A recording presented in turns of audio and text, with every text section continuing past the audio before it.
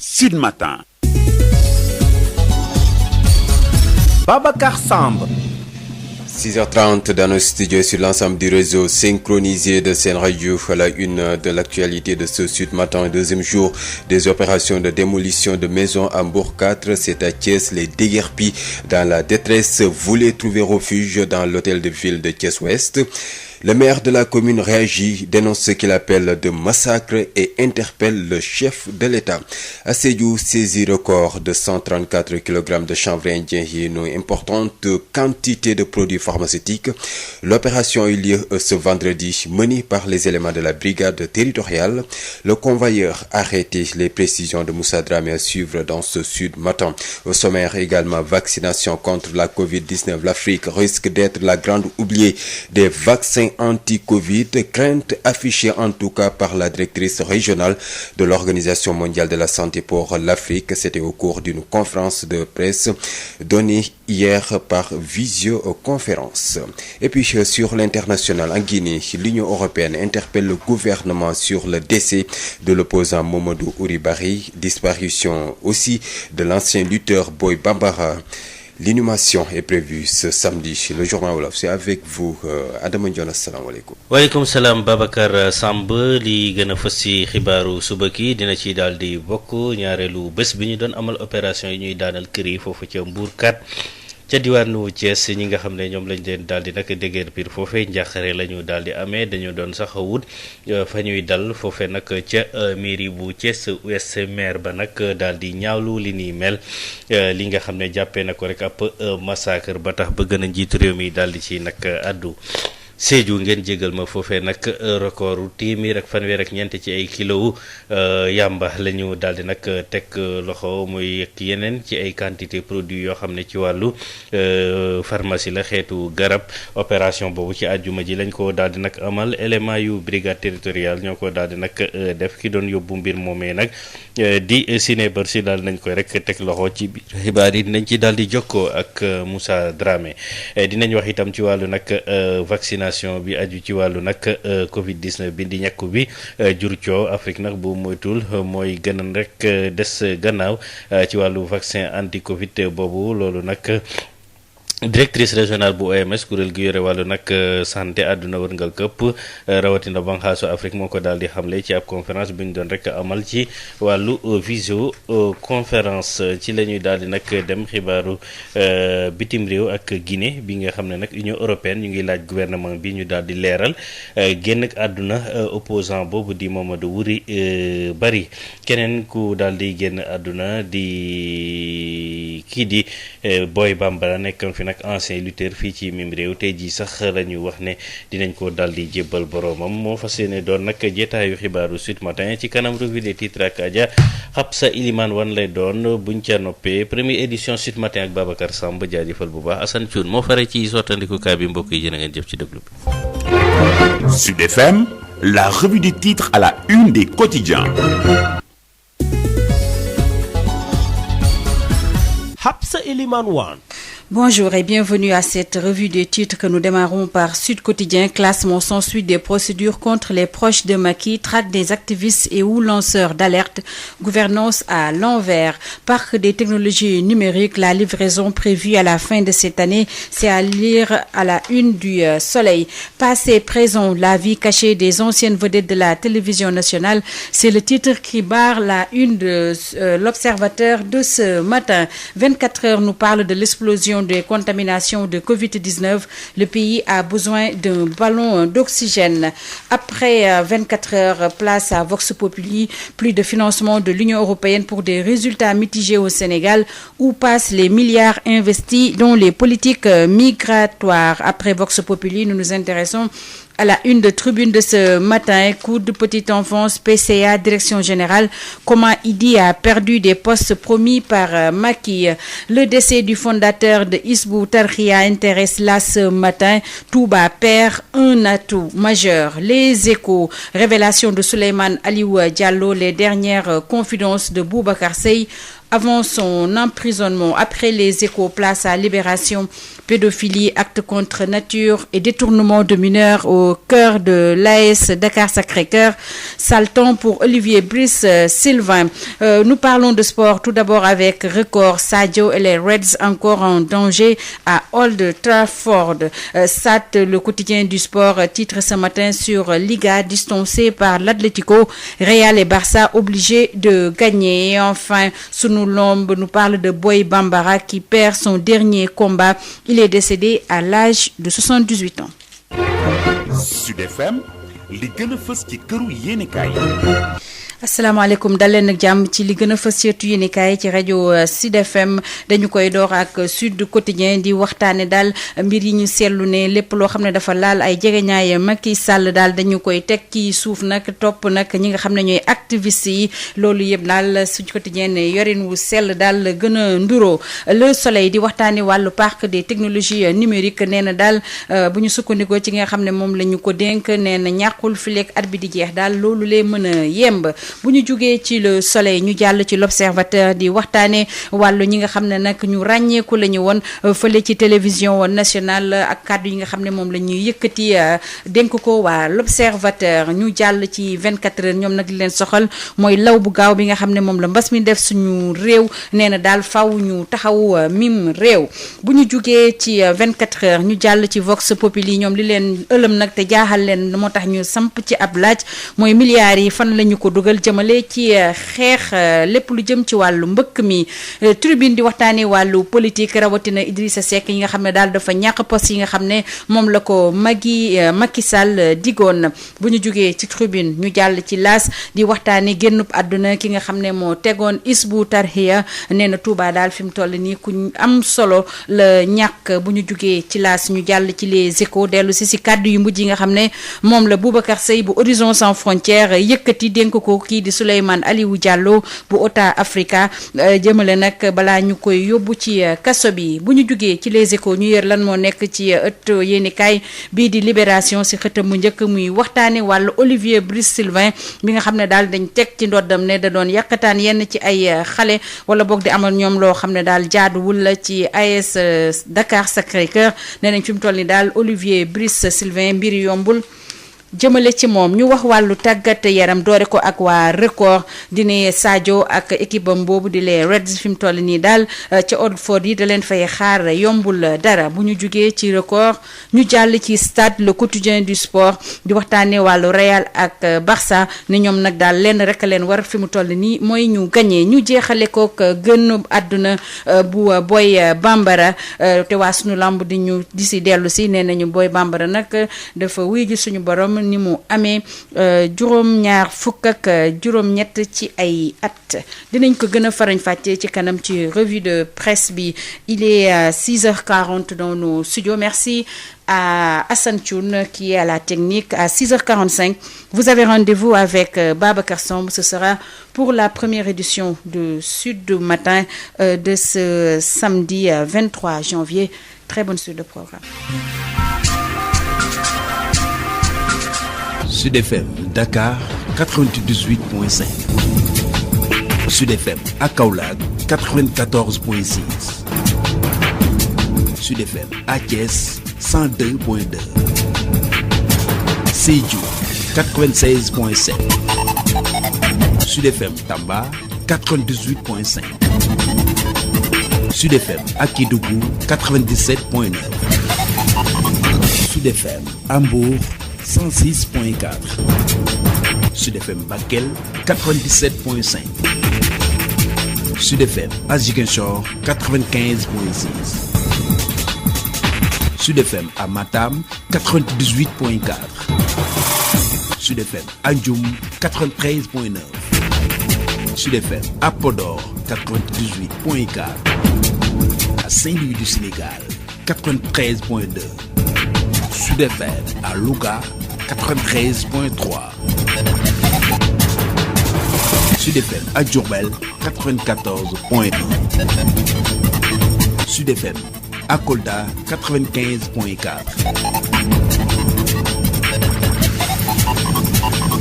Sud FM sur internet www.sudfmsenradio.com.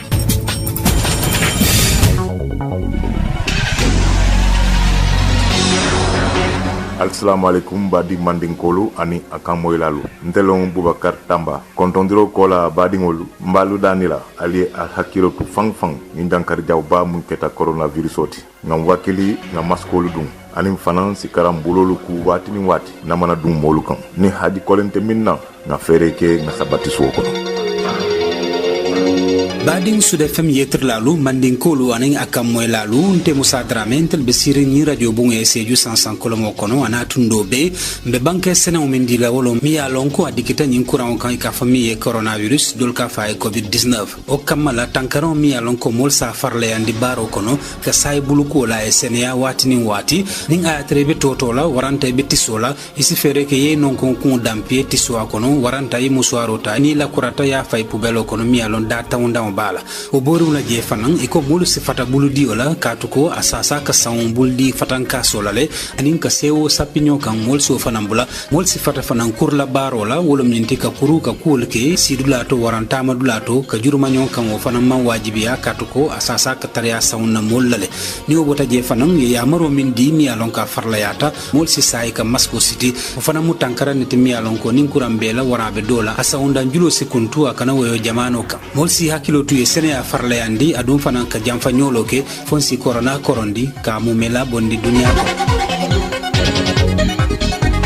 yo njanduti ka safa non fe injewriyam Ben Michel Kanfoudi injamo fo correspondant au Sud FM de Sigijor ka somut konde kingi ke ne covid-19 ka somut ke baje wasun ujamatan ba mimbute e doktori abanuhin bika sokebo unyaw sumongu ne sabu uko sinanti ka nya horku ugumbolol nyongu ne nibe masque be docteur ka sokebo anu afuta baj e sohla tiang nangari go tawe bogole mingo sa mi la fanu no jiro fa hare ke na coronavirus mofion pinke ngen no la dora sa du mo khajel banu choktiratit abay na ko ngo datira ya nu def nan binne mbat nu def no jalal ke banu du gora bugna ñi tox o xota musuwar o muro ñi sof fo donof o ñi tonga o debim na sindala o jega nge kaga o tudo bayof be ko ñi solo fo o donof no ngole nago ndoko xa mas mo jaba tuwe andona e ka jeg solo to mbage ñako sutox mo fio pinke fogole mo fion pinke ngir mucc muccanel assalamu alaikum maremu keni Muhammadu Kamara nga Sud FM Kaolack coronavirus awa jamane kedi sere sun qawa nanta ku kanundi angama hohonya debeke no hondi khama mungu khamas kununga wate ke rawai roroti laqenga wala nugununga khama duge na soron kunyi kitte do kitte aga nay jamandi agan qawa sere suna tutte khama katimei aga nay rono kanundi wala kombundi kata kagarono agana ka kitu nyanti do sabunenga maga khura kenyen tigi won qawana lemunun tanga na khirisun tanga coronavirus ama lemine wara ama khirise wara ama yagare wara anta seresu walla sabune do gel do masku na nyaaka menjangunga wasun nan ka ho na coronavirus gaja coronavirus an qawana bugu jamane kedi ando tambinde Sud Matin. 6h45 dans nos studios sur l'ensemble du réseau synchronisé de Sen Radio à la une de l'actualité. Deuxième jour des opérations de démolition de maisons à Mbour 4. Les déguerpis dans la détresse voulaient trouver refuge dans l'hôtel de ville de Thiès-Ouest. Le maire de la commune réagit, dénonce ce qu'il appelle de massacre et interpelle le chef de l'État Macky Sall. À Sédhiou, saisie record de 134 kg de chanvre indien et une importante quantité de produits pharmaceutiques. L'opération a eu lieu ce vendredi, menée par les éléments de la brigade territoriale. Le convoyeur arrêté, les précisions de Moussa Dramé à suivre dans ce Sud Matin. Et puis au sommaire également, vaccination contre la Covid-19. L'Afrique risque d'être la grande oubliée des vaccins anti-Covid. Crainte affichée en tout cas par la directrice régionale de l'Organisation mondiale de la santé pour l'Afrique. C'était au cours d'une conférence de presse donnée hier par visioconférence. Sur l'international en Guinée, l'Union européenne interpelle le gouvernement sur le décès de l'opposant Momodou Ouri Bari, disparition aussi de l'ancien lutteur Boy Bambara. L'inhumation est prévue ce samedi. Voilà pour le sommaire. Les détails ici après ceci.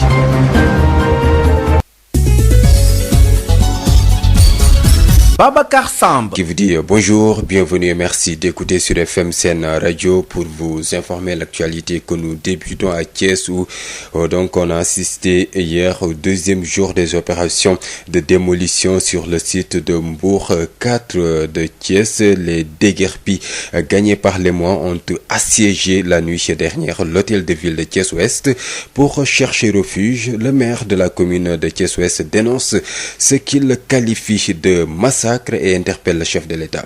Alioune Sow au micro de Babacar Ndao.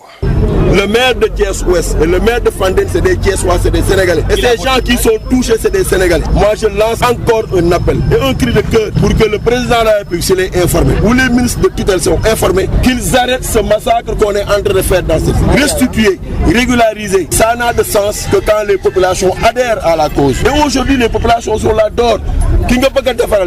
Comme on le dit, et il n'est pas dans le projet est voué à l'échec. Mais nous nous posons une question. Qu'est-ce qui est en train de se tramer sur ce site? Parce que quand on déploie un national de gendarmes aussi important pour vraiment tout simplement régler un problème, on doit savoir jusqu'où on va.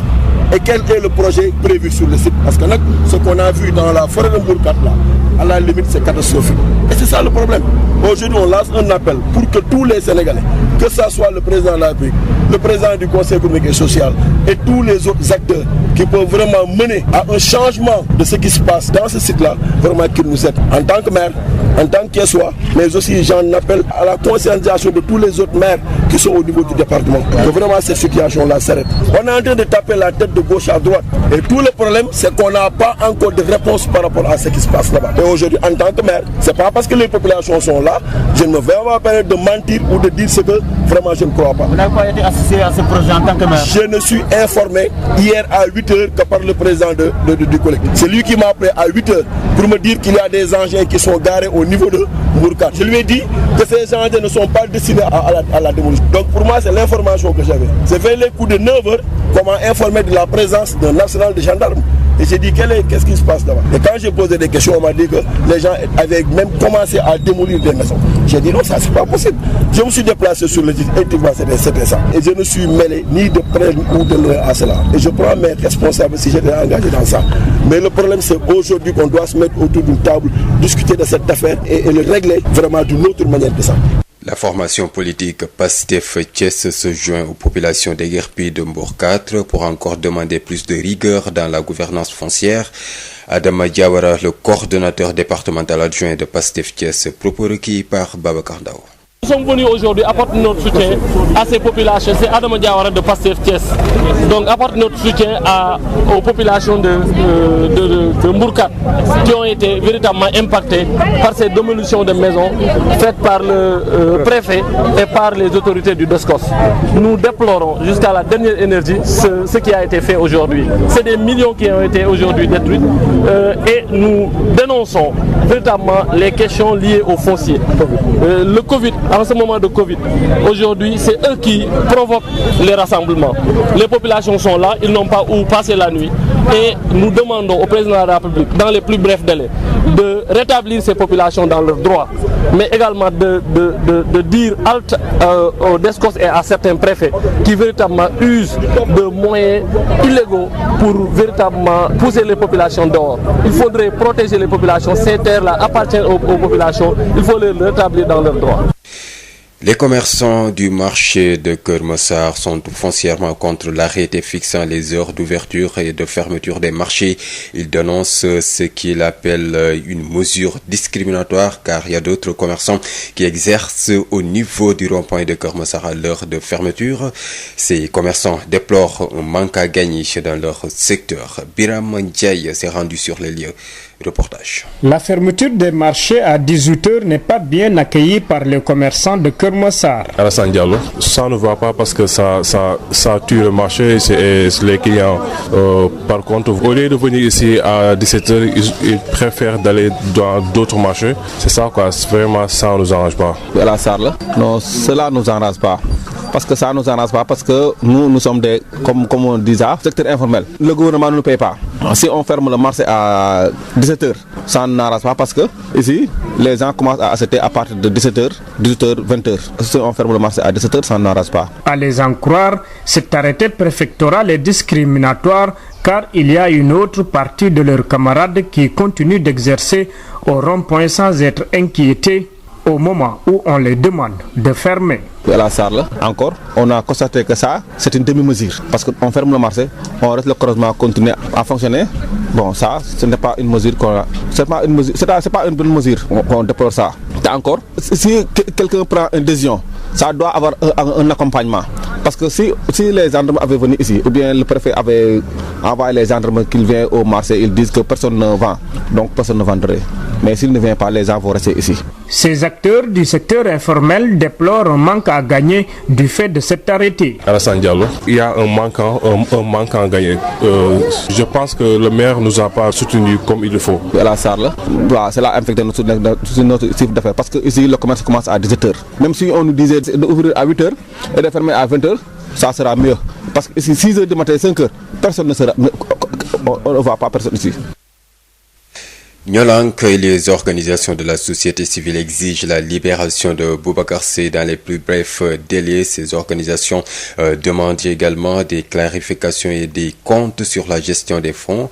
Elles dénoncent une tentative de musellement à l'endroit du président de Horizon Sans Frontières et promettent de mener d'autres plans d'action si les autorités ne réagissent pas. Nyolank, QCEMS, Authentique, Coalition Jotna, UFC, République des Valeurs, Africa Jom Center étaient en conférence de presse hier, compte rendu signé Aïssatou Gueye.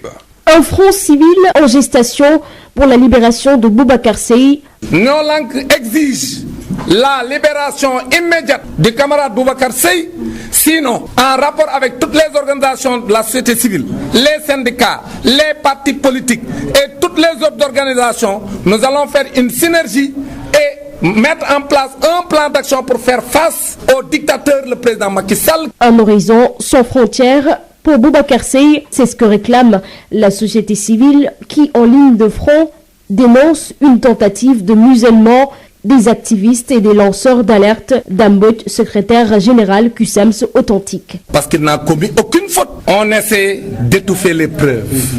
Parce qu'en le mettant en prison, en immobilisant ces outils de travail, c'est parce que le gouvernement a peur de Boubacar Seye. C'est parce qu'ils ont peur de certaines informations qui sont détenues par Boubacar Seye. C'est pourquoi le gouvernement, encore une fois, cherche à étouffer cette affaire en essayant de le museler et donc de le mettre hors d'état de nuire. Ces organismes saisissent même l'occasion pour demander des clarifications et des comptes sur la gestion des fonds. La solution la plus simple pour le gouvernement devait être de faire ce que vous avez demandé, de demander la confrontation avec Boubacar et qu'on puisse maintenant voir est-ce que ce qu'il a dit par rapport au rapport avec les preuves, est-ce que Boubacar a tort ou a raison. Donc c'est ça la vérité. Selon le porte-parole de Horizon Sans Frontières, la vie de Boubacar Seye serait même menacée au vu des mauvaises conditions de détention. Souleymane Alioune Diallo, porte-parole de Boubacar Seye. D'autant plus que sa santé est fragile et on connaît les conditions de détention comme elles sont. Boubacar me charge de transmettre ce message au chef de l'État du Sénégal pour lui dire que Boubacar n'est pas un ennemi de l'État du Sénégal. Boubacar n'est pas un politicien encagoulé. Boubacar c'est pas un menteur. Boubacar sa place c'est pas en prison. Depuis son incarcération pour diffusion de fausses nouvelles, le cas du président de Horizon Sans Frontières n'a cessé de susciter des réactions de plusieurs organisations, mais ces nombreuses sorties suffiront-elles à faire pression pour sa libération? Boubacar Seye, président de Horizon Sans Frontières, arrêté pour diffusion de fausses nouvelles. Saisie record de 134 kg de chanvre indien et une importante quantité de produits pharmaceutiques contrefaits. C'est le résultat d'une opération de sécurisation menée par les gendarmes de la brigade territoriale de Sédhiou pour la seule journée de ce vendredi et dans la seule zone du Pakao. Les hommes en bleu ont réussi à écrouer le convoyeur des médicaments. Cette route du Pakao est très sollicitée par les dealers de drogue et autres malfaiteurs. Mais les forces de défense et de sécurité veillent à leur moindre mouvement pour les mettre hors d'état de nuire. Correspondance Sédhiou, Moussa Dramé. La première saisie a lieu vers 3h du matin ce vendredi au village de Saremamoudou, non loin de la limite de Sédhiou avec la région de Kolda. Elle porte sur 64 kg de chanvre indien minutieusement disposés sur une moto de type cylindrée. À la vue des gendarmes au loin, les trafiquants ont jeté leur engin pour se fondre dans la nature. La deuxième saisie porte sur 70 kg de chanvre indien juste après le crépuscule au village de Mankonomba sur ce même axe du Pakao qui mène à Kolda. Et comme à leur habitude, ces dealers se sont très vite débarrassés de leur moto pour disparaître à la faveur de l'obscurité ambiante, ce qui donne un cumul de 134 kg de chanvre indien saisis par les gendarmes de la brigade territoriale de Sédhiou en moins de 24 heures et dans la seule zone du Pakao. Ce n'est pas que de l'herbe prohibée que les hommes en bleu ont saisi, puisque lors de leur opération de contrôle à Saremamoudou, toujours ce vendredi à l'aube, ils ont aussi mis la main sur plusieurs natures de produits pharmaceutiques contrefaits. Il s'agit de 100 boîtes de Diclosa 50, 590 boîtes de Sudrex et 100 boîtes de paracétamol 500 mg, soit 790 boîtes équivalentes à une valeur marchande de 876 300 francs CFA. Le convoyeur est pourchassé par les limiers qui ont réussi à l'appréhender et se trouve présentement en garde à vue à la brigade de gendarmerie de Sédhiou. À rappeler enfin que cette saisie record de chanvre indien intervient moins d'une semaine après celle réalisée par les agents de l'Office central pour la répression du trafic illicite des stupéfiants dans cette même zone du Pakao, devenue la route de la drogue en direction de la Guinée-Bissau voisine et quelquefois même pour la consommation locale. Moussa Dramé, Sédhiou, Sud FM. Moussa Dramé, parlons de la Covid-19 et ses vaccins contre la maladie. L'Afrique risque d'être la grande oubliée de la vaccination contre la Covid-19, alerte la directrice régionale de l'Organisation mondiale de la santé pour l'Afrique au cours d'une conférence de presse donnée par visioconférence vendredi. Matshidiso Moeti a dit fonder cette crainte sur le fait que la vaccination contre la maladie à coronavirus a démarré dans plusieurs dizaines de pays dont aucun ne se trouve en Afrique. Si le développement de vaccins sur moins d'un an après l'apparition du coronavirus représente une spectaculaire réussite, le continent africain court le risque d'être laissé en rade, a-t-elle laissé entendre. Retenez qu'à ce jour, plus de 3 millions de personnes ont été testées positives à la Covid-19 en Afrique pour plus de 80 000 décès. Sans transition sur l'international en Guinée, l'Union européenne interpelle le gouvernement guinéen concernant la mort de Mamadou Ouribari, ce jeune de 21 ans décédé samedi dernier alors qu'il était en détention provisoire depuis août à la maison centrale de Conakry. L'Union européenne demande à ce que justice puisse pleinement s'exercer sur la base d'enquêtes menées en toute indépendance. Cet événement rallonge la liste des opposants politiques décédés en détention en Guinée ces derniers mois, déplore Nabila Masrali, porte-parole de la Commission européenne pour les affaires extérieures et la politique de sécurité. C'est la fin de cette session d'information. À partir de 7h, vous aurez Adama Ndione pour le journal Wolof. D'ici là, portez-vous bien. mbokk yi jërë ngeen jëf ci fasante kóllëre gi wuute gi ci tànn gi Sud FM seen rajo 98.5 Dakar kaddu gi bàyyi ko Sacré-Cœur ñu lëkkaloo ci ak suñuy diwaan 7h bisimila ci xibaar yi. ñaareelu bésuk opération yi nga xam ne nag ñu ngi doon daaneel këru mbuurkat yi nag ñu jàpp ne dafa laal forêt bu Thiès déguerpi yooyu nag nekk ci jaaxle ba doon wut rek wàllu ca hôtel ville bu Thiès googu maire bu commune bu Thiès Ouest daal di ci ne ci yëkkati kaddu nañ ko daal di teewlu ci ndorteelu xibaar yi.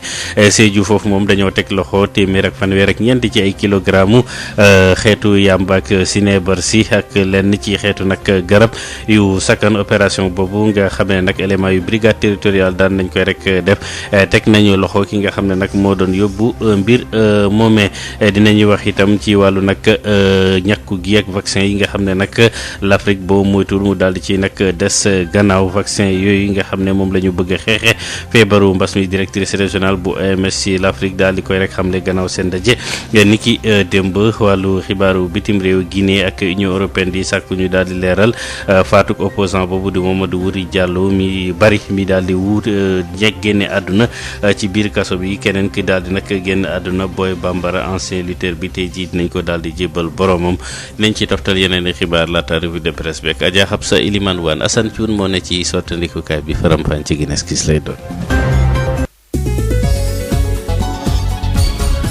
Adama Ndione. ci kàddu gi niñ leen ko waxee ci ñaareelu nag bés bi ñu doon amal opération yi ñuy daaneel site yi foofu ca Mbourkat ca Thiès ñi nga xam ne nag ñoom la ñuy jëlee ca barab boobule daanaka xol bu métti lañ ca daal di nag amee ba tax sax seen i guddi daal di sàkku fanaan ko foofu ca hôtel de ville di mairie bu Thiès Ouest ngir daal di nag wut fa ñuy daal di laqatu wala fa ñuy fanaan maire bu commune bu Thiès Ouest nag ñaawlu doxalin boobu ñu jàpp ne xeetu nag massacre la ba tax na bëgg na jiitu réew mi daal di ci addu Aliou Sow maire bu Thiès Ouest ñu jëkkli ko Babacar Ndaw. président de la République moo taxaw KMS 3 ci projet lancement bi ñuy teg pose première pierre mu ni je donne ordre au gouverneur de régulariser nag dafa am mooy bi lu muy teg les occupants ña fa occupé ak nu ñu fa mën a occupé président régulariser la wax jàpp naa ni kon lu ñu waroon mën a waxtaaneel man nag benn réunion laa ci fekkee bu njëkk ba te la ñu waxoon boobu préfet Fodé Fall mu ngi fi mooy képp ku dëkk fi nga dëkk même bu dee da ngaa tabax soo xam ne surtout kii la nañ la fa bàyyi bu fekkee nag da ngaa am acte administratif te fi ñu tabax moomuloo ko ñu déplacé la yóbbu la feneen loolu la nit ñi waxoon génnee mbedd yi génnee école yi génneel donc loolu mooy décision bi ñu mujjee jël mais tey li fa xew nii bokkul ak ñun li ñu waxante woon réunion parce que on va pas laisser nos populations passer la nuit dehors loolu duñ ko def maintenant nag na autorité conscient et je veux pas wax naa leen ko que cette affaire soit placée dans un angle politique ay Thiessois lañ duma ay sénégalais lañu duma suuf si suufu Thiessois yi la kilifa yi ay sénégalais lañu nañu jóg régler ce problème et bëgguñu nag au moment bi ñuy waxtaan massacre bi di continuer parce que bu ñu nee ba bëgg a arrêter pour waxtaan fekk c'est trop tard kër yi war a daanu nañu waxtaan amatu fa solo li am solo mooy ñu arrêter massacre bi léegi ba pare toog waxtaan su fekkee am nañu tooñ nekk ci mbedd man maire bu ñu la dee dindi ji ma ànd ci parce que kenn warul tabax ci mbedd ku tabax ci école bu ñu la waree dindi ji ma ànd ñu dindi ko ku ñu tabax feneen dama ni képp ku tooñ bu ñu la waree régler man dama ciy ànd mais vraiment un projet dans une ville bu toll nii boo ko dee dindi la moindre des choses mooy kilifa yi sax xam fi nga jëm fan mais man de mënuma la wax lii lañ fay def maintenant ay Mbourkat la bokk ak Fandel la bokk loolu amul sens mooy ñu ngi ñaan vraiment ce massacre là ñu arrêté ko jox ci la ñuy daal di nag desandi de formation politique bi di Pastef bu Thiès ñoom itam dem nañu taxaw askanu Mbour kat ñu daal di déguerpir ñoom nag ñuy sàkku doxalin bu jaar yoon ci rawatina ci mbirum suuf Adama Diawara mooy coordonnateur départemental adjoint Pastef bu Thiès ñu déglu ko ba tey ak Babacar Ndaw. waaw dañu ñëwoon tey apporter suñu soutien à ces populations là ñi nga xam ne ñoom lañ impacté au niveau de Mbourkat gis ne autorité administrative bi mooy préfet bi ak waa Descos ñëw nañ démolir injustement ay bâtiments yi nga xam ne amoon nañ fi te président de la République bu fi mujjee jaar dafa waxoon ne ñooñu xam ne ñoom ñoo occupé lieu bi dañ leen war a régulariser ñoom bu ñu ñëwee tey contre toute attente ñu ñëw démolir ñi dañuy ñëw naqarlu loolu mais surtout dénoncer li nga xam ne mooy 2 poids 2 rappeler rek ne au niveau du Sénégal et en particulier au niveau de Thiès question foncier bi dafa nekk question bu doy waar Sénégal dafa mel ne dafa toog tey ci poudrière ñi am doole ak ñenn ñi dañoo lëkkaloo jël suuf si bëgg koo xañ ñi nga xam ne ñooy askan wi te loolu du nekkul lu baax dañuy ñaan président de la République ci nu mu gën a gaawee mu arrêté lii non seulement mais mu régulariser ñi nga xam ne ñoo nekk Mbourkat parce que amuñu tey jii fi mu toll nii fu ñu fanaan ñu ngi leen apporter notre soutien di leen wax ne ñu ngi koy naqarlu te lii jaarul yoon te loolu war nañ taxaw fépp fu mu mënti nekk ci Sénégal te ay population surtout ñoom ñu dëkk ñu delloo leen seen droit suuf si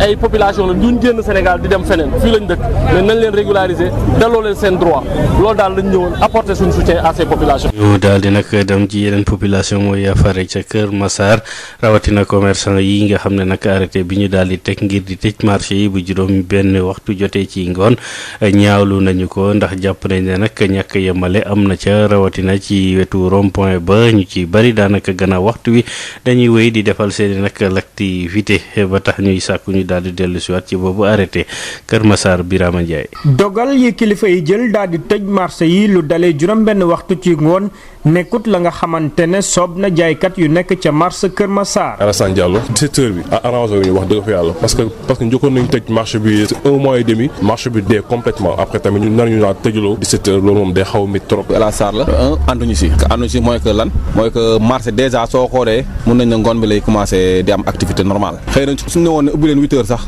tëj 20h moo ñu gënal ndaxte 18h moom doo fi gis kenn ñun li ñu arrangé mooy 17h mooy fonctionnaire heure yi ñuy wàcc di fi jaar di jëndaale mais tey jii soo ñu bëggee tëjloo 17h fonctionnaire yi wàcc 16h balaa ñoo egsi fii day fekk ñu tëj kon nag déjà tëj bi ñun arrangé wuñu. bu ñu leen teewloo ñoom jàpp nañ ne arrêté préfectoral bile dafa daal di jeng firnde li mooy am na ñooñ ci seen naataango ya nga xamante ne ñu ngi wéy di jaay ci rond-point bu Kër Massar ci jamono si nga xamante ne ñoo ngi sàkku ci ñoom ñu daal di tëj seeni buntu. El Hadj Sarr la en plus soo xoolee mbir mi dafa nekk demi mesure parce que soo gisee tey jii lu tax ñu tëjoon ko mooy croisement bi du mel moo tax parce que croisement fa la nit ñi bëri nekk fii soo xoolee mën nga jaw romb fii sax doo gis marché Kër Massar xëy na suñu waxoon nag 5 heures activité bu nekk Kër Massar bu nekk na arrêté képp kuy jaay na arrêté su boobaa jëndkat yi sax dinañ ne marché Kër Massar 5 heures la ñuy wàcc képp kuy jënd 4 heures di nga 16 heures di nga ñëw jënd si mais suñu tëjee fii ne marché bi nañu wàcc bàyyi croisement ba ñuy jaay su yàggee ñun dañuy rey suñu marché te encore mesure day ànd ak accompagnement marché bi soo ko tëjee 5 heures ñun ñu ñibbi kon tey ji gendarmerie war nañu fay taxaw gardel ñu marché bi te fii ay millions ñoo fi nekk soo tëjee dimanche kenn ñëwul ay nit mën nañoo ñëw dugg fi sàcc liñ fi sàcc. acteur secteur informel yi nag ñoo ngi mettit lu bu baax a baax ñàkk njarte ak it li seen chiffre d'affaires di gën di wàcc ci jamono sile. non bu baax a baax parce que marché bi à partir de 17 heures lay yëngu la matinale c'est ñi di ndugg ñoom ñooy ñëw di ndugg. day gën a wàcc parce que 5 heures diggante 5 heures temps yi sax ñun dañuy forcer dañuy burle que démb rek man 20 heures laa wàcc démb dama toog ba 20 heures gisuma fi benn takk der tey tamit xam naa damay toog tamit su ma gisee suñu ñëwee ne ma tëjal ma tëj.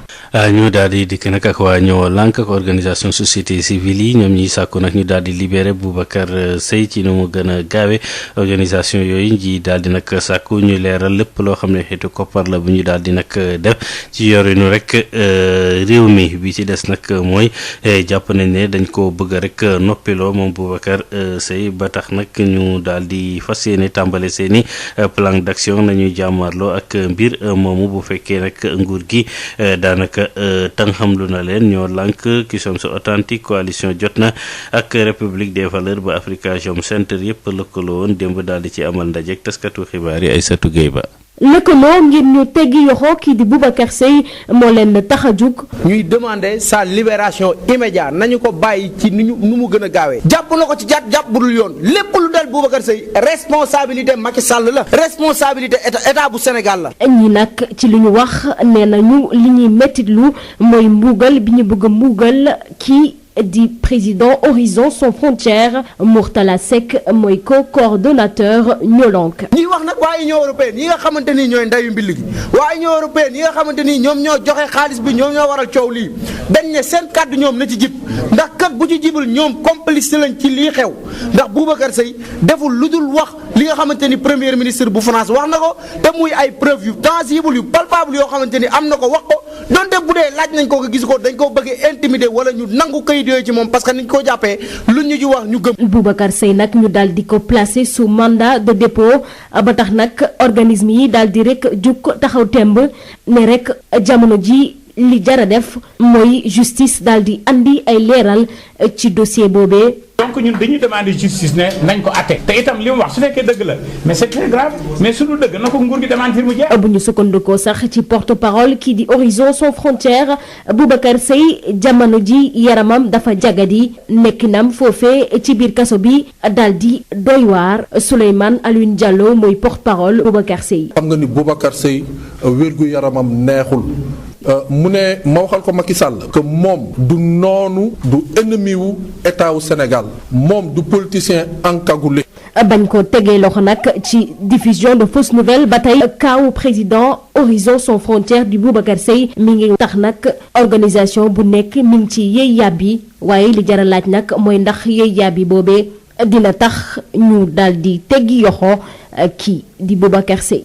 teg loxo téeméer ak fanweer ak ñeenti kilogramme ci wàllu nag sinébarsi ak lu bari ci ay produits ci wàllu nag paj mi loolu nag mooy résultat opération bi nga xam ne way kaaraange yi gendarme yi def nañ ko yu brigade territoriale bu Sédhiou ci bésuk nag ajjuma ji foofa ca zone bu Pakao ñoom nag way takk der yooyu daanaka ki doon yóbbu garab yooyu ak sinébarsi daan nañ koy rek teg loxo ñu jàpp ne wàllu dil bi jëm ci wàllu nag drogue ak defkatu lu ñaaw yi jàmmarloo ak way takk der yi ngir daal di nag aar barab ba nekk na loo xam ne nag ca la ñu taxaw ci opération yi tar jamono jile bu ko defee yàqu-yàqu bañ a am ci boobule barab nga xam ne dafa jege frontières yi Sédhiou Moussa Dramé. gendarme yi nekk ci brigade territoriale bu Sédhiou ci àjjuma ji laata fajar di jot di ñetti waxtu di 3 heures du matin ci lañ daal di teg loxo lu toll ci juróom benn fukki kilogramme yamba kit ñeent moo xam ne ñu ngi koy teg loxo ci dëkk bi di Saare Mamoudou fu sorewul dara ak it Kolda timis weesoo ba tey ci ajuma ji ci dëkk bi di Mankonomba ba tey féetewoo ci diggante Sédhiou ak it Kolda ñu daal di teg loxo ci juróom-ñaari fukki kilogramme yamba moo xam ne it ñi ko yoroon dañ ko waroon ci benn moto boo xam ne gannaaw buñ gisee sandarme yi fu sore ñu daal di sànni moto bi lay daal di réer mër ci àll bi it buñ boole ñaari saisi yi dafay doon téeméeri kilogramme yamba ak it fanweer ak ñeent moo xam ne sandarme yi nekk ci brigade territoriale bu Sédhiou teg nañ ko loxo ci benn fan dong ci barab bi lay di Pakaaw du rek ay yamba moo xam ne ci lañ teg loxo ndax it jàpp nañ kenn koo xam ne it dafa waroon benn moto mu teg ci it ay garab yoo xam ne it ay produits pharmaceutiques la yoo xam ne baaxul dara loola it nemmeeku nañ ci it lu toll ci téeméeri boîte Dicloza 50 ak it juróom téeméeri boîte ak it juróom-ñeent moo xam ne it Sudrex la ak it téeméeri boîte paracétamol 500 mg ci xayma te lu ci 876 300 francs CFA loo xam ne sorewul dara ak it million ci wàllu koppar koo xam ne moom moo def li ni mel dégg nañ ko loxo te it ñu ngi koy téye bu négandiku ci brigade gendarmerie bu Sédhiou ñu fàttali ne rek gendarme yi nekk fii ci brigade Sédhiou ñu ngi teg loxo ci yamba yi lay fekkee ne lu yàggul dara matul sax benn ay bés ñi nga xam ne si ñoo di tàkk der yi féetew ci office central pour la répression du trafic illicite des stupéfiants teg loxo ci yamba ci gox bi lay di Pakaaw mu di rek ay mandargaal buy wane ne it barab bi lay di Pakaaw nekk na foo xam ne it def nañ ko appui yoon di fa jaarale ay drogue jëmale ko ci boori Guinée Bissau waaye it ñenn ñi tamit di ko jëfandikoo ci biir diwaan bi ki si doon jokkoo ak yéen ci Sédhiou Moussa Dramé pour Sud FM. Moussa wàllu nag ñàkku gi ngir ñu mën a xeex xeebaru mbas mi l'Afrique nag booy moytul dina bokk ci ñi daal di nag des gannaaw ci wàllu nag ñàkku googu loolu nag directrice régionale bu OMS barabu l'Afrique yi moo ko daal di xamle ci ab conférence bi ñu doon daal di amal conférence de presse jaale ko nag ci visioconférence yi àjjuma ji moom Matshidiso Moeti moom gis na ne nag tiitaange boobu mu daal di nag am fa mu ko daal di tekki ngir xeex feebar bi mooy ay fukk ci ay réew daanaka tàmbale nañu ñàkku gi te amul benn réew boo xam ne l'Afrique la nekk mu jàpp ne vaccin bi nag bu fekkee daal dinay def rek ay résultats yu baax boo moytul jëfandiku bi l'Afrique dina ci daal di nag des gannaaw li ni mel la daal di xamle ci boobule ndaje ci la ñuy daal di desandi sax l'Afrique ndax gis nañ ni enregistré na lu war a toll ci juróom-ñetti fukki junni ci ay nit ñu daal di faatu ci Covid 19 bi waaye itam ñetti millions ñi nga xam ne daal dina ñuy wàllante feebar bi desandi l'Afrique ak Union européenne bi daal di nag interpellé gouvernement bu Guinée gannaaw ba kii di Mamadou Wuri Bari daal di faatoo ci prison bi ndaw boobu nga xam ne ñaar fukki at ak benn la daal di nag amee ñu téye woon ko wàllu détention provisoire moom nag ca prison centrale nag bu Conakry la daal di nag génn àdduna tax ñu sàkku ñu daal di koy leeral ndax mbir yooyee la muy daal di am ci Guinée dafa daal di nag bari jeexale ko bi lee xibaaru tiis ci làmb ji monde de la lutte daanaka am ku ñuy ñàkk mooy ancien gloire bi di Boy Bambara génn na àdduna ni kiy démb tey ji ci samedi gi lañ ko bëgg jébbal boromam gannaaw feebar boo xam ne nag tëraloon na ko fi lañ yem ak yéen ci pàcc bu njëkk Sud Matin ñaareelu pàcc bi 7h30 lay doon ak Babacar Samb laata boobu revue de presse bi ak Adja Xabsa Iliman waan jaajëfal bu baax Assane Thioune moo nekkoon ci sottandikukaay bi mbokk yi jërë ngeen jëf. Sud Matin. Babacar Samb. Sud Matin, seconde édition. Bonjour et bienvenue. Saisie record de 134 kg de chanvre indien et une importante quantité de produits pharmaceutiques contrefaits. C'est le résultat d'une opération de sécurisation menée par les gendarmes de la brigade territoriale de Sédhiou pour la seule journée de ce vendredi et dans la seule zone du Pakaaw. Les hommes en bleu ont réussi à écrouer le convoyeur des médicaments. Cette route du Pakaaw est très sollicitée par les dealers de drogue et autres malfaiteurs, mais les forces de défense et de sécurité veillent à leur moindre mouvement pour les mettre hors d'état de nuire. Correspondant Sédhiou Moussa Dramé. La première saisie a lieu vers 3h du matin ce vendredi au village de Saremamoudou, non loin de la limite de Sédhiou avec la région de Kolda. Elle porte sur 64 kg de chanvre indien minutieusement disposés sur une moto de type cylindrée. À la vue des gendarmes au loin, les trafiquants ont jeté leur engin pour se fondre dans la nature. La deuxième saisie policiers portent sur 70 kg de chanvre indien juste après le crépuscule au village de Mankonomba sur ce même axe du Pakao qui mène à Kolda. Et comme à leur habitude, ces dealers se sont très vite débarrassés de leur moto pour disparaître à la faveur de l'obscurité ambiante, ce qui donne un cumul de 134 kg de chanvre indien saisis par les gendarmes de la brigade territoriale de Sédhiou en moins de 24 heures et dans la seule zone du Pakao.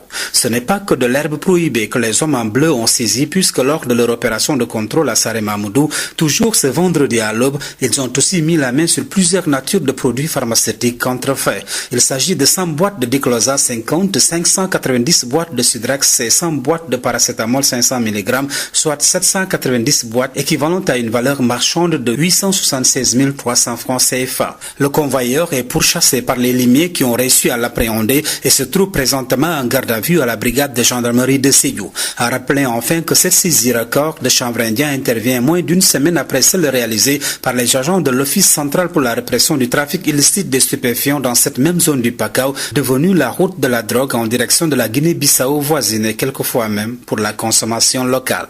Moussa Dramé, Sédhiou, Sud FM.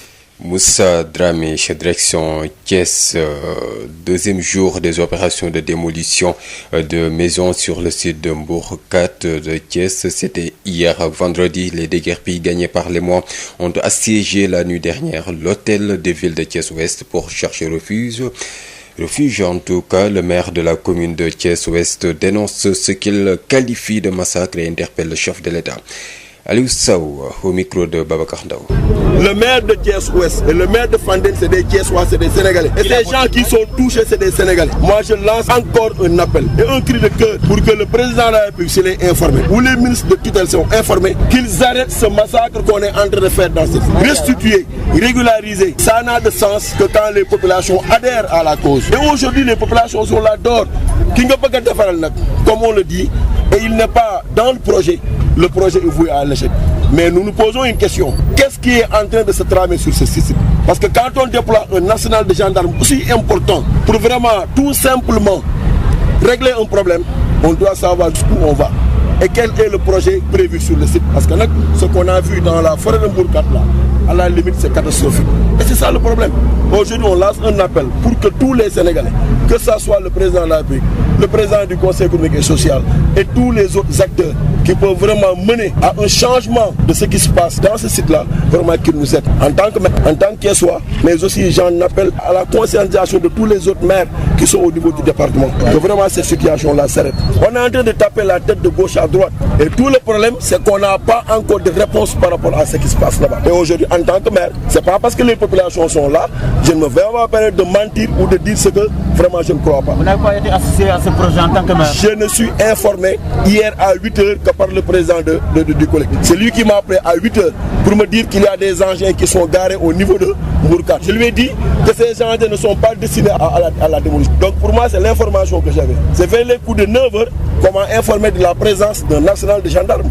Et j'ai dit, qu'est-ce qui se passe là-bas? Et quand j'ai posé des questions, on m'a dit que les gens avaient même commencé à démolir des maisons. J'ai dit non, ça c'est pas possible. Je me suis déplacé sur le site, effectivement c'était ça. Et je ne suis mêlé ni de près ou de loin à cela. Et je prends mes responsabilités si j'étais engagé dans ça. Mais le problème c'est aujourd'hui qu'on doit se mettre autour d'une table, discuter de cette affaire et le régler vraiment d'une autre manière que ça. Réaction de Alioune Sow, maire de la commune de Thiès-Ouest. La formation politique Pastef Thiès se joint également aux populations déguerpies de Mbour 4 pour encore demander plus de rigueur dans la gouvernance foncière. Adama Diawara, le coordonnateur départemental adjoint de Pastef Thiès, propos recueillis par Babacar Ndao. Nous sommes venus aujourd'hui apporter notre soutien à ces populations. C'est Adama Diawara de Pastef Thiès. Donc apporter de Mbour 4 qui ont été véritablement impactés par ces démolitions de maisons faites par le préfet et par les autorités du DOSCOS. Nous déplorons jusqu'à la dernière énergie ce qui a été fait aujourd'hui. C'est des millions qui ont été aujourd'hui détruits et nous dénonçons véritablement les questions liées au foncier. Le Covid, en ce moment de Covid, aujourd'hui, c'est eux qui provoquent les rassemblements. Les populations sont là, ils n'ont pas où passer la nuit.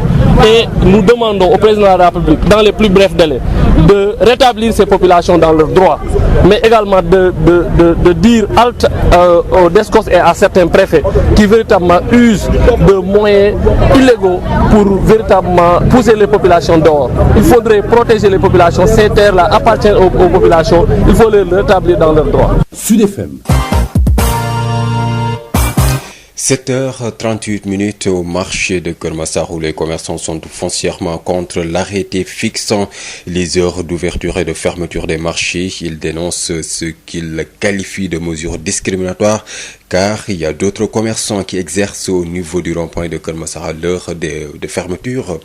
Ces commerçants déplorent un manque à gagner dans leur secteur. Biram Ndiaye s'est rendu sur les lieux. Reportage. La fermeture des marchés à 18h n'est pas bien accueillie par les commerçants de Keur Massar. Alassane Diallo, ça ne va pas parce que ça tue le marché et les clients. Par contre, au lieu de venir ici à 17h, ils préfèrent d'aller dans d'autres marchés. C'est ça quoi, vraiment ça nous arrange pas. Alassane, non, cela nous arrange pas. Parce que ça nous arrange pas, parce que nous sommes des, comme on dit ça, secteur informel. Le gouvernement ne nous paye pas. Si on ferme le marché à 17h, ça ne nous arrange pas parce que ici, les gens commencent à acheter à partir de 17h, 18h, 20h. Si on ferme le marché à 17h, ça ne nous arrange pas. À les en croire, cet arrêté préfectoral est discriminatoire car il y a une autre partie de leurs camarades qui continuent d'exercer au rond-point sans être inquiétés au moment où on les demande de fermer. À la salle, encore, on a constaté que ça, c'est une demi-mesure. Parce qu'on ferme le marché, on reste le croisement continue à fonctionner. Bon, ça, ce n'est pas une mesure qu'on a. C'est pas une bonne mesure. On déplore ça. Et encore, si quelqu'un prend une décision, ça doit avoir un accompagnement. Parce que si les gendarmes avaient venu ici, ou bien le préfet avait envoyé les gendarmes qu'ils viennent au marché, ils disent que personne ne vend, donc personne ne vendrait. Mais s'il ne vient pas, les gens vont rester ici. Ces acteurs du secteur informel déplorent un manque à gagner du fait de cet arrêté. Alassane Diallo, il y a un manque à gagner. Je pense que le maire ne nous a pas soutenus comme il le faut. Alassane, c'est là infecté notre chiffre d'affaires. Parce que ici, le commerce commence à 17h. Même si on nous disait d'ouvrir à 8h et de fermer à 20h, ça sera mieux. Parce que ici, 6h du matin, 5h, personne ne sera. On ne voit pas personne ici. Plusieurs marchés fermés à cause donc de la Covid-19. La Covid-19 avec ses impacts et la seconde vague a empiré les choses et comment les donneurs de sang se font de plus en plus rares. Par exemple, depuis 10 jours, aucune collecte organisée. Les responsables du Centre national de transfusion sanguine alertent et invitent les populations à venir donner de leur sang pour sauver des vies. Dr Youssou Gueye, responsable du Centre national de transfusion sanguine, au micro de Ismaël Barsebkoli. Comme vous le savez, vous l'avez constaté, le taux de fréquentation est encore à la baisse parce que quand on recevait 60 à 70 personnes par jour, maintenant on recevra moins, 40, 45 maximum. Et ça, surtout des donneurs qui ne sont pas volontaires, souvent des donneurs familiaux, comme on a l'habitude de dire, c'est-à-dire des personnes qui viennent donner pour des parents malades. Et ça, c'est pas la stratégie première du Centre national de transfusion qui prône un don de sang bénévole et volontaire. Donc si on reçoit des donneurs qui sont venus donner malgré eux quelque part parce que c'est un de leurs proches qui a besoin de sang, c'est pas souhaitable. Donc nous profitons de votre antenne pour lancer encore une fois un appel pour que les populations continuent à venir donner du sang. Certes, il y a la deuxième vague de la maladie coronavirus, mais au Centre national de transfusion, pour vous rassurer, nous avons mis en place un système de mesures barrières, lavage des mains, distanciation physique, etc. Donc on essaie de gérer tant soit peu la contamination vraiment au niveau du centre. Donc pour rassurer les donneurs, nous les appelons à revenir à nous aider. D'autre part, le centre aussi n'a pas de collecte mobile organisée dans les structures, les entreprises, les quartiers, les écoles depuis pratiquement 10 jours. Donc aussi on lance un appel aux... Qu'est-ce qui explique cela? les structures comme ça, les organisations n'ont pas à l'esprit à organiser des dons de sang. Si je peux m'exprimer ainsi, parce que il y a la maladie coronavirus qui préoccupe tout le monde avec l'évitement des rassemblements. Tout ça on comprend, mais il faut savoir qu'aussi il y a d'autres patients qui ont besoin de sang et qui attendent que les donneurs. On est si les ASC, s'ils peuvent organiser des collectes en respectant les mesures barrières, je pense que c'est une bonne chose. On inciter leurs membres à venir au centre où il y a la possibilité individuellement. On est là, on ouvre le samedi, on est là jusqu'à tard dans l'après-midi, donc on peut vraiment continuer à recevoir les gens pour aider les malades, les autres malades qui ont besoin de sang. Docteur Youssou Gueye, responsable de la collecte, de la préparation et de la distribution des produits sanguins au CNTS, le Centre national de transfusion sanguine. 290 nouvelles cartes d'égalité des chances pour les personnes handicapées de Kaolack. La remise a eu lieu ce vendredi. La directrice de l'action sociale a saisi l'occasion pour revoir le dispositif d'appui psychosocial à l'endroit des malades du nouveau coronavirus. Kaolack a encore bénéficié de 290 nouvelles cartes d'égalité des chances destinées aux personnes handicapées, ce qui porte le nombre de cartes distribuées dans la région à 4998 de 2015 à maintenant. Ces cartes vont permettre à leurs bénéficiaires d'accéder à beaucoup de services gratuitement. En mission à Kaolack pour la remise de ces cartes aux autorités, la directrice de l'action sociale a profité de l'occasion pour revoir le dispositif mis en place pour l'appui psychosocial des malades de Covid-19. Dr Aram Topsel, directrice générale de l'action sociale. Cette mission avait pour objectif de discuter avec nos services déconcentrés de l'engagement communautaire pour permettre aux populations de s'engager et de lutter efficacement contre cette pandémie. Nous faisons partie du Comité national de gestion des épidémies et la direction de l'action sociale a une mission de prise en charge sociale et comportementale. Et la prise en charge psychosociale nous permet d'entrer en contact avec les malades qui sont soit dans les CTE ou traités à domicile pour savoir véritablement de quoi ils ont besoin. Ça nous permet également de les aider à vivre ces moments difficiles, à évacuer le stress et de les accompagner psychologiquement jusqu'à leur guérison. Donc cette prise en charge psychosociale nous rapproche plus des malades et leur permet de se sentir mieux, de ne pas se sentir laissés puisque durant tout le traitement, ils ne reçoivent pas de visite, ils sont soit confinés chez eux ou couchés à l'hôpital. Et c'est souvent ce qui nous permet de détecter leurs difficultés pour leur venir en aide. Cet appui psychosocial est d'une grande importance dans la région, dans la mesure où, ces dernières semaines, des malades de Covid-19 pris en charge à domicile avaient tout simplement disparu avant la fin de leur traitement, ce qui pourrait contribuer à la propagation de la maladie. Kaolack pour Sud FM, Awa Thiaw. Certains chefs de ménage alités sans ressources peuvent bénéficier d'appui alimentaire. Ces propos sont de la directrice de l'action sociale, Aram Topsen, avec vous, Awa Thiaw. Nous avons également voulu rencontrer les chefs de service d'action sociale pour discuter avec eux des dispositifs mis en place pour la prise en charge de la Covid. Cette fois-ci, nous voulons que les personnes vraiment alitées soient bénéficiaires aussi de ces soutiens psychosociaux. Et nous voulons également que ce soutien psychosocial aussi puisse être renforcé à travers les kits alimentaires. Je crois que je l'ai déjà dit aux chefs de services régionaux où je suis passée, que cette fois-ci nous misons sur vraiment les familles qui ont besoin d'être appuyées. Par exemple, si un chef de famille est alité et qu'il a besoin d'être appuyé sur le plan alimentaire, nous avons les dispositions pour pouvoir l'appuyer. Mais nous ne ferons plus un appui alimentaire à des personnes qui n'en ont pas besoin, parce que durant la première vague, c'était un confinement des personnes contacts, des personnes malades de Covid. Cette fois-ci, il n'y a pas de confinement, mais quand même, nous veillerons à ce que toutes les personnes alitées, chefs de ménage et qui sont demandeuses vraiment d'être appuyées sur le plan alimentaire le soir. À l'instant, donc, Aram Topsen, la directrice de l'action sociale, retenait que le Sénégal a franchi donc la barre des 500 morts du nouveau coronavirus, la Covid-19 et le vaccin anti-Covid-19, la double stratégie du Sénégal, en plus de l'initiative COVAX chapeautée par l'Organisation mondiale de la santé. Les autorités sénégalaises, je vous le rappelle, sont en discussion avec la Chine pour l'acquisition de doses. Vaccin anti-Covid-19, justement, l'Afrique risque d'être la grande oubliée de la vaccination contre la Covid-19, alerte la directrice régionale de l'Organisation mondiale de la santé pour l'Afrique au cours d'une conférence de presse donnée par visioconférence vendredi. Marchi Disso Moeti a dit fonder cette crainte sur le fait que la vaccination contre la maladie coronavirus a démarré dans plusieurs dizaines de pays dont aucun ne se trouve en Afrique si le développement de vaccins sur moins d'un an. Donc après l'apparition du coronavirus représente une spectaculaire réussite, le continent africain court le risque d'être laissé en rade, a-t-elle laissé entendre.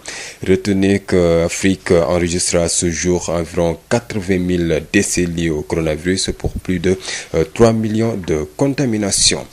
Nyolank et les organisations de la société civile exigent la libération de Boubacar Sèye dans les plus brefs délais. Ces organisations demandent également des clarifications et des comptes de la gestion des fonds.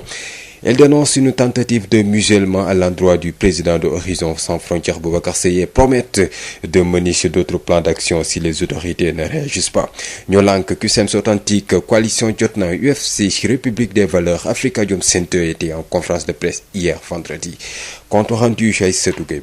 Un front civil en gestation pour la libération de Boubacar Sèye. Nyolank exige la libération immédiate du camarade Boubacar Sèye, sinon en rapport avec toutes les organisations de la société civile, les syndicats, les partis politiques et toutes les autres organisations, nous allons faire une synergie et mettre en place un plan d'action pour faire face au dictateur, le président Macky Sall. Un horizon sans frontières pour Boubacar Sèye, c'est ce que réclame la société civile qui, en ligne de front, dénonce une tentative de musellement des activistes et des lanceurs d'alerte d'Ambot, secrétaire général QCEMS Authentique. Parce qu'il n'a commis aucune faute. On essaie d'étouffer les preuves. Parce qu'en le mettant en prison, en immobilisant ces outils de travail, c'est parce que le gouvernement a peur de Boubacar Sèye. C'est parce qu'ils ont peur de certaines informations qui sont détenues par Boubacar Sèye. C'est pourquoi le gouvernement, encore une fois, cherche à étouffer cette affaire en essayant de le museler et donc de le mettre hors d'état de nuire. Ces organismes saisissent même l'occasion pour demander des clarifications et des comptes sur la gestion des fonds. La solution la plus simple pour le gouvernement devait être de faire ce que vous avez demandé, de demander la confrontation avec Boubacar et qu'on puisse maintenant voir est-ce que ce qu'il a dit par rapport au rapport avec les preuves, est-ce que Boubacar a tort ou a raison. Donc c'est ça la vérité. Selon le porte-parole de Horizon Sans Frontières, la vie de Boubacar Sèye serait même menacée au vu des mauvaises conditions de détention. Souleymane Alioune Diallo, porte-parole de Boubacar Sèye. D'autant plus que sa santé est fragile et on connaît les conditions de détention comme elles sont. Boubacar me charge de transmettre ce message au chef de l'État du Sénégal pour lui dire que Boubacar n'est pas un ennemi de l'État du Sénégal. Boubacar n'est pas un politicien encagoulé. Boubacar c'est pas un menteur. Boubacar sa place c'est pas en prison. Depuis son incarcération pour diffusion de fausses nouvelles, le cas du président de Horizon Sans Frontières n'a cessé de susciter des réactions de plusieurs organisations, mais ces nombreuses sorties suffiront-elles à faire pression pour sa libération? Aïssatou Gueye, parlons sport, 7h51 dans le studio ici à Dakar sur l'ensemble du réseau synchronisé. Le monde de la lutte en deuil, l'ancienne gloire de la lutte sénégalaise Boy Bambara est décédé hier des suites d'une longue maladie. L'inhumation est prévue ce samedi. Et puis les présidents des fédérations membres de la zone A de l'Union, donc des fédérations ouest-africaines de football, sont arrivés vendredi à Praia, la capitale capverdienne, où ils assistent à l'assemblée générale de cette instance. C'était hier vendredi, aujourd'hui samedi. Plusieurs membres des fédérations nationales des pays concernés séjournent également dans la capitale capverdienne, de même que le chargé de développement de la FIFA, Véron Mosenko. Omba, accompagné d'une délégation du bureau de l'instance dirigeante du football mondial à Dakar. Sont également présents à Praia le Sénégalais Augustin Senghor et son homologue mauritanien Ahmed Yaya, dont donc tous deux candidats à la présidence de la Confédération africaine de football, dont ils sont membres du comité exécutif. Retenez que le président de la Fédération sénégalaise de football, Maître Augustin Senghor, animera une conférence de presse ce samedi dans la capitale cap-verdienne. Ligue 1 sénégalaise, Niary Tally reçoit cet après-midi à Sec Ndiambour. Casa Sport Stade de Mbour, c'est également aujourd'hui à partir de 16h. Pikine va accueillir Génération Foot. Jaraaf va recevoir Douane. Dakar Sacré-Cœur et Diambar, duel des académiciens, c'est cet après-midi également à partir de 16h. Mbour Petite Côte va recevoir également Teungueth FC, Ligue 1 française.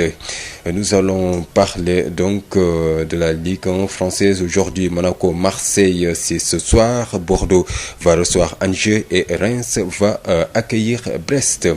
Liga, c'est en Espagne. Levante et Valladolid se sont neutralisés hier 2 buts partout. Aujourd'hui, donc Villarreal se déplacera à Huesca et puis Séville va accueillir Cadix. Real Sociedad va recevoir Betis. Real de Madrid effectuera un déplacement à Deportivo Alavés. C'est la fin de cette session d'information. À partir de 8h, vous aurez Adam John pour le journal Wolof. D'ici là, portez-vous bien. Sud Matin. Adama John. ci kàddu gi mbokk yi dañuy doore ñaareelu pàcc Sud Matin ak nag tekk loxo ci wàllu sinébarsi di yamba bi di war a toll ci téeméer ak fanweer ak ñeent ci ay kilo quantité yeneen yi nga xam ne nag ay produits pharmacie la loolu daal moo bàyyi ko ci opération bi nga xam ne way kaaraange yi def nañ ko gendarme nekk ca brigade territoriale bu Sédhiou ci bésub nag àjjuma ji ak zone bu Pakaaw yëpp ñoom ñi nga xam ne nag ñooy wooye takk der yi teg nañu loxo ki nga xam ne moo doon yóbbu nag garab yooyu lee tax ñu bëgg lépp lu jëm ci wàllu nag trafic ci barab boobu ñu daal di koy xeex Sédhiou Moussa Dramé. sandarme yi nekk ci brigade territoriale bu Sédhiou ci àjjuma ji laata fajar di jot di ñetti waxtu di 3 heures du matin ci lañ daal di teg loxo lu toll ci juróom benn fukki kilogramme yamba ak it ñeent moo xam ne ñu ngi koy teg loxo ci dëkk bi di Saare Mamoudou fu sorewul dara ak it Kolda timis weesoo ba tey ci àjjuma ji ci dëkk bi di Mankonomba ba tey féetewu ci diggante Sédhiou ak it Kolda ñu daal di teg loxo ci juróom-ñaari fukki kilogramme yamba moo xam ne it ñi ko yoroon dañ ko waroon ci benn moto boo xam ne gannaaw buñ gisee sandarme yi fu sore ñu daal di sànni moto bi lay daal di réer mër ci àll bi buñ boole ñaari saisi yi dafay doon téeméeri kilogramme yamba kit fanweer ak ñeent moo xam ne sandarme yi nekk ci brigade territoriale bu Sédhiou teg nañ ko loxo ci benn fan dong ci barab bi lay di Pakaaw du rek ay yamba moo xam ne ci lañ teg loxo ndax it jàpp nañ kenn koo xam ne it dafa waroon benn moto mu teg ci it ay garab yoo xam ne it ay produits pharmaceutiques la yoo xam ne baaxul dara loolu it nemmeeku nañ ci it lu toll ci téeméeri boîte Dicloza 50 ak it juróom téeméeri boîte ak it juróom-ñeent moo xam ne it Sudrex la ak it téeméeri boîte paracétamol 500 mg ci xayma tollu ci 300 francs CFA loo xam ne sorewul dara ak it million ci wàllu koppar koo xam ne moom moo def li ni mel dégg nañ ko loxo te it ñu ngi koy téye bu négandiku ci brigade gendarmerie bu Sédhiou ñu fàttali ne rek gendarme nekk fii ci brigade Sédhiou ñu ngi teg loxo ci yamba yi lay fekkee ne lu yàggul dara matul sax benn ay bés ñi nga xam ne si ñoo di tàkk der yi féetew ci office central pour la répression du trafic illicite des stupéfiants teg loxo ci yamba ci gox bi lay di Pakaaw mu di rek ay mandargaal buy wane ne it barab bi lay di Pakaaw nekk na foo xam ne it def nañ ko ab yoon di fa jaarale ay drogue jëmale ko ci boori Guinée Bissau waaye ñenn ñi tamit di ko jëfandikoo ci biir diwaan bi ki si doon jokkoo ak yéen ci Sédhiou Moussa Dramé pour Sud FM. Moussa Dramé daal di koy nag jaajëfal ñu daal di jukki demee ci ñaari lu bésuk opération yi ñuy daal di daaneel kër yi ca site Mbour 4 ca Thiès foofee nag ñooñu ñu daal di fay jëlee daanaka ca mairie ba la ñu mujjee làqu ngir daal di fay nag fanaan foofa ca mairie bu Thiès Ouest. maire bu commune ba ci boppam di yëkkati kàddu ñaawlu na ko jàppale nag xeetu massacre la ñu daal di def jëme nag ci askan wu Thiès dañ koy teewlu moom Alioune Sow maire bu Thiès Ouest ci micro Babacar Ndaw. président de la République moo taxaw KMS 3 ci projet lancement bi ñuy teg pose premier pierre mu ni je donne ordre au gouverneur de régulariser nag dafa am mooy bi lu muy teg les occupants ña fa occupé ak nu ñu fa mën a occupé président régulariser la wax jàpp naa ni kon lu ñu waroon mën a waxtaaneel man nag benn réunion laa ci fekkee bu njëkk ba la ñu waxoon boobu préfet Fodé Fall mu ngi fi mooy képp ku dëkk fi nga dëkk même bu dee da ngaa tabax soo xam ne surtout kii la nañ la fa bàyyi bu fekkee nag da nga am acte administratif te fi ñu tabax moomuloo ko ñu déplacé la yóbbu la feneen loolu la nit ñi waxoon génnee mbedd yi génnee école yi génneel donc loolu mooy décision bi ñu mujjee jël mais tey li fa xew nii bokkul ak ñun li ñu waxante woon réunion parce que on va pas laisser nos populations passer la nuit dehors loolu duñ ko def maintenant nag na autorité conscient et je veux pas wax naa leen ko que cette affaire soit placée dans un angle politique ay Thiessois lañ duma ay sénégalais lañu duma suuf si suufu Thiessois yi la kilifa yi ay sénégalais lañu nañu jóg régler ce problème et bëgguñu nag au moment bi ñuy waxtaan massacre bi di continuer parce que bu ñu nee ba bëgg arrêter pour waxtaan fekk c'est trop tard kër yi war a daanu nañu waxtaan amatu fa solo li am solo mooy ñu arrêter massacre bi léegi ba pare toog waxtaan su fekkee am nañu tooñ nekk ci mbedd man maire bu ñu ñëwee dee dindi ji ma ànd ci parce que kenn warul tabax ci mbedd ku tabax ci école bu ñu la waree dindi ji ma ànd ñu dindi ko ku ñu tabax feneen dama ni képp ku tooñ bu ñu la waree régler man dama ciy ànd mais vraiment un projet dans une ville bu toll nii boo ko dee dindi la moindre des choses mooy kilifa yi sax xam fi nga jëm fan mais man de mënuma la wax lii lañ fay def maintenant ay Mbour carte la bokk ak Fandel la bokk loolu amul sens mooy ñu ngi ñaan vraiment ce massacre là ñu arrêté ko ñu daal di nag desandi ba tey ca Thiès foofu ak formation yi nga xam ne nag ci wàllu politique ñu ngay taxaw askan woowu ñu daal di nag jëlee ca Mbour 4 waa Pastef ca la ñu daal di nag bokk ñu ngay daal di sàkku yoro di nag suuf ñu daal di koy nag teg ci yoon waaye daal di koy leeral coordonnateur départemental adjoint bu Pastef Thiès di Adama Diawara ñu déglu ko ba tey ak Babacar Ndaw waaw dañu ñëwoon tey apporter suñu soutien à ces populations là ñi nga xam ne ñoom lañ impacté au niveau de Mbour 4 gis ne autorité administrative bi mooy préfet bi ak waa Descos ñëw nañ démolir injustement ay bâtiments yi nga xam ne amoon nañ fi te président de la république bu fi mujjee jaar dafa waxoon ne ñooñu xam ne ñoom ñoo occupé lieu bi dañ leen war a régulariser ñoom bu ñu ñëwee tey contre toute attente ñu ñëw démolir ñi dañuy ñëw naqarlu loolu mais surtout dénoncer li nga xam ne mooy 2 poids 2 mesures bi nga xam ne moom moo am au niveau de Thiès c'est surtout rappeler rek ne au niveau du Sénégal et en particulier au niveau de Thiès question foncier bi dafa nekk question bu doy waar Sénégal dafa mel ne dafa toog tey ci poudrière ñi am doole ak ñenn ñi dañoo lëkkaloo jël suuf si bëgg koo xañ ñi nga xam ne ñooy askan wi te loolu du nekkul lu baax dañuy ñaan président de la république ci nu mu gën a gaawee mu arrêté lii non seulement mais mu régulariser ñi nga xam ne ñoo nekk Mbour 4 parce que amuñu tey jii fi mu toll nii fu ñu fanaan ñu ngi leen apporter notre soutien di leen wax ne ñu ngi koy naqarlu te lii jaarul yoon te loolu war nañ taxaw fépp fu mu mën ci nekk ci Sénégal te ay population surtout ñoom ñu dëkk ñu delloo leen seen droit suuf si ay population la duñ génn Sénégal di dem feneen fii lañ dëkk mais nañ leen régulariser delloo leen seen droit loolu daal lañ ñëwoon apporter suñu soutien à ces populations. Sud FM. Covid bi ak jeexital yi mu daal di am rawatina ci commerçant yi foofee ca Kër Massar daanaka arrêté bi daal di nag yemale seen i ubbi ak seen i tëj la ñu daal di nag ñaawlu la ca yees ñeen ñu daal ñàkk yemale am na ca ndax am na ñenn ci ñuy bàyyi waxtu yooyu ñuy woyal seen i l'activité ca nag rond point bu Kër Massar marché Kër Massar Birama Ndiaye. dogal yi kilifa yi jël daal di tëj marché yi lu dalee juróom-benn waxtu ci ngoon nekkut la nga xamante ne soob na jaaykat yu nekk ca marché Kër Massar. Alassane Diallo secteur bi arrangé wu ñu wax dëgg fa yàlla parce que njëkkoon nañu tëj marché bi 1 mois et demi marché bi dee complètement après tamit ñu nar ñu naa tëjaloo 17 heures loolu moom day xaw a métti trop. Alassane la ànduñu si mooy que lan mooy que marché déjà soo xoolee mun nañ ne ngoon bi lay commencé di am activité normale xëy na suñu ne woon ne ubbi leen 8 heures sax tëj 20 heures moo ñu gënal ndaxte 18 heures moom doo fi gis kenn ñun li ñu arrangé mooy 17 heures mooy fonctionnaire heure yi ñuy wàcc di fi jaar di jëndaale mais tey jii soo ñu bëggee tëjloo 17 heures fonctionnaire yi wàcc 16 heures balaa ñoo egsi fii day fekk ñu tëj kon nag déjà tëj bi ñun arrangé wuñu bu ñu leen teewloo ñoom jàpp nañ ne arrêté préfectoral bile dafa daal di jeng firnde li mooy am na ñooñ ci seen naataango ya nga xamante ne ñu ngi wéy di jaay ci rond-point bu Kër Massar ci jamono si nga xamante ne ñoo ngi sàkku ci ñoom ñu daal di tëj seeni buntu. Alassane la en plus soo xoolee mbir mi dafa nekk demi mesure parce que soo gisee tey jii lu tax ñu tëjoon ko mooy croisement bi nu mel moo tax parce que croisement fa la nit ñi bëri nekk fii soo xoolee mën nga jaaw romb fii sax doo gis marché Kër Massar xëy na suñu waxoon nag 5 heures activité bu nekk Kër Massar bu nekk na arrêté képp kuy jaay na arrêté su boobaa jëndkat yi sax dinañ ne marché Kër Massar 5 heures la ñuy wàcc képp kuy jënd 4 heures 16 heures di nga ñëw jënd si mais suñu tëjee fii fii ne marché bi nañu wàcce bàyyi croisement ba ñuy jaay su yàggee ñun dañuy rey suñu marché te encore mesure day ànd ak accompagnement marché bi soo ko tëjee 5 heures ñun ñu ñibbi kon tey ji gendarmerie war nañu fay taxaw gardel ñu marché bi te fii ay millions ñoo fi nekk soo tëjee dimanche kenn ñëwul ay nit mën nañoo ñëw dugg fi sàcc liñ fi sàcc. acteur secteur informel yi nag ñoo ngi mettit lu bu baax a baax ñàkk njarte ak it li seen chiffre d'affaires di gën di wàcc ci jamono sile. non bu baax a baax parce que marché bi à partir de 17 heures lay yëngu la matinale c'est ñi di ndugg ñoom ñooy ñëw di ndugg. day gën a wàcc parce que 5 heures diggante 5 heures temps yi sax ñun dañuy force dañuy brûler que démb rek man 20 heures laa wàcc démb dama toog ba 20 heures gisuma fi benn takk der tey tamit xam naa damay toog tamit su ma gisee suñu ñëwee ne ma tëjal ma tëj.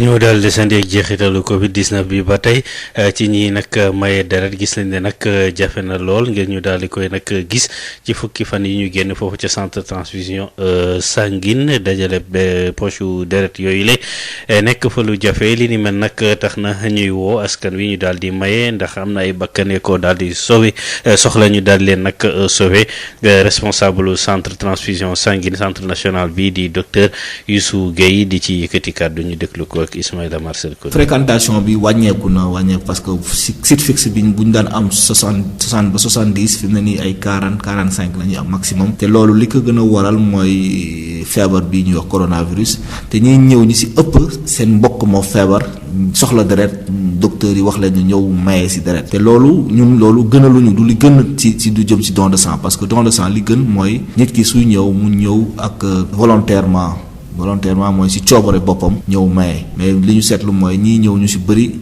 depuis feebar bi ñëwaat ñii ñëw ñu ci bëri du ay donneurs volontaires ay donneurs yoo xamante ne dañoo seen mbokk moo feebar soxla deret docteur di sant ñaan leen ñu ñëw maye ci deret loolu moo fi gën a bëri donc taux de fréquentation bi wàññeeku na bu baax.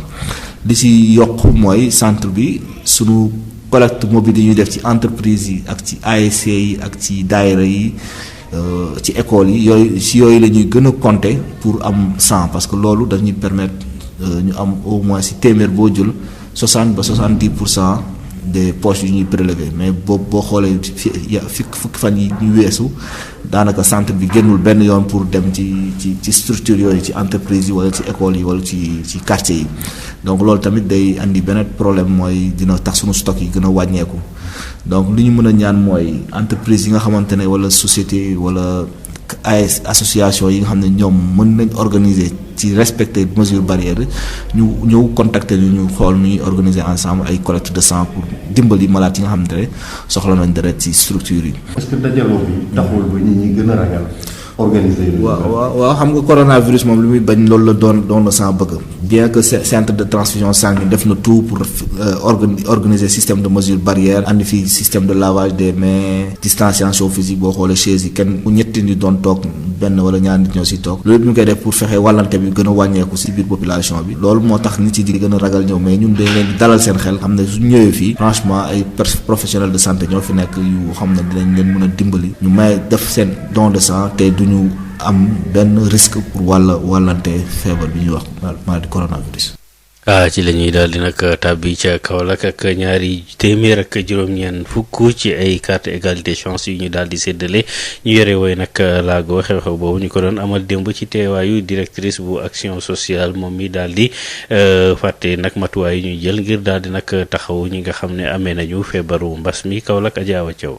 diwaan bu Kaolack day jotaat na ñaar téeméer ak juróom-ñeent fukki carte d'égalité des chances yu bees yoo xam ne si ñi ngi ko jagleel ñi nga xam ne ñoo nekk ay way laago loolu nag dana yóbbu limu carte yi nga xamee si séddale nañ ko fii ci diwaan bi mu egg ci ñeenti junni ak juróom-ñeenti téeméer ak juróom-ñeent fukk ak juróom-ñett diggante 2015 ak léegi carte yooyu day dana yombal li nga xam ne si moom moo nekk seeni bénéficiaire ñu mën a jot ci yenn service yi te duñ ci fay dërëm ci ni mu ñëwee mission fii ci Kaolack ngir jébbal carte yooyu autorité yi directrice bu action sociale profité na ci occasion bi waxtaan ak ñooñam ci dispositif bi nga xamee ni si teg nañ ko fi ngir daal di jàppale ci wàllu xel ñi nga xamee si kat ñoom ñoo am jàngoroy Covid-19 docteur Aram Top Sène directrice générale de l'action sociale. mission bi nag mooy waxtaan ak suñu services régionaux d'action sociale yi ak les services déconcentrés si li nga xam ne moom mooy engagement communautaire dafay permettre population yi ñu mën a a engagé wu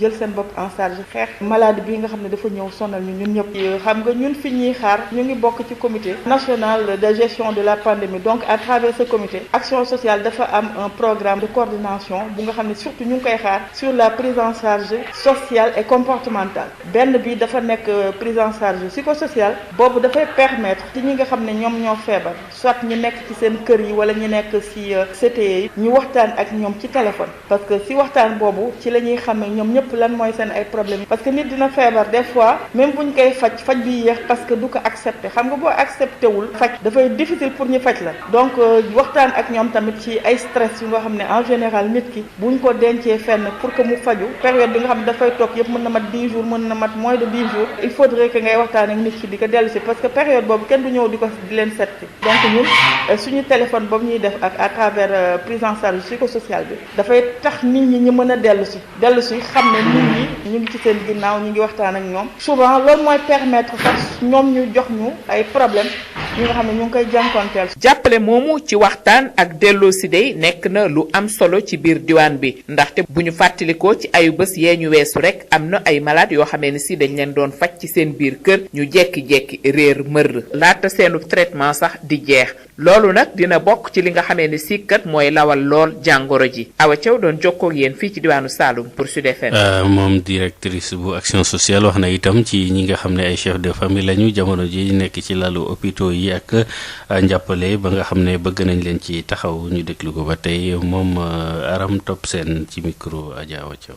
am na ñoo xam ne nag ci biir prise en charge bi dañuy wax ne ñoom dañu bëgg ñu jàppale leen sur le plan alimentaire parce que xam nga nit ku nga xam ne danaan dem di doxi ay soxlaam di liggéeyam suñ ko téyee mu tëdd dafay metti pour mu jël boppam en charge donc ñooñu ñun dañ leen daan jël en charge ba jëlaale en charge seen famille ba jëlaale en charge personnes yi nga xam ne dañu nekkoon des personnes contacts mais ci deuxième vague bi amul confinement moo tax quand même dañu ne cette fois-ci prise en charge alimentaire boobu nga xam ne dañ koy def personnes yi nga xam ne dañu impacté wu dañu bëgg ñu jox ko chef de famille parce que chef de famille bi nga xam ne moom moo toog te dematul kooku moom moo gën a jar a appui mais personne bu nga xam ne peut-être nekk na c'était feebar na mais du chef de famille soxlawul appui donc kooku ñun suñu orientation jëmul ci moom mais ñi ñu gën a bëgg a appuyer mooy ñi nga xam ne vraiment soxla nañ ko.